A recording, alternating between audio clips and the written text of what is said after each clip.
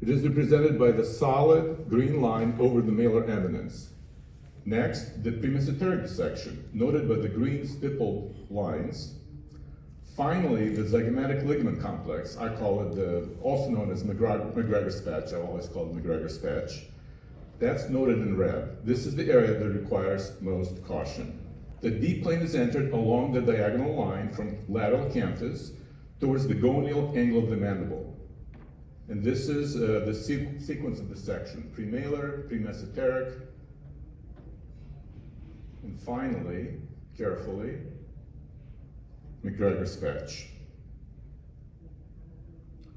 The upper image is illustration of McGregor's patch isolation after the first two spaces are dissected. The middle image is corresponding intraoperative view, sweep over the origin of zygomaticus muscles. The dissection is done using both visual and tactile clues. The difference between the nerve branches and the ligamentous fibers is quite obvious. Fixation sequence: vector the cheek superiorly, more so than typical facelift. Cheek is held in place under moderate tension with a hook.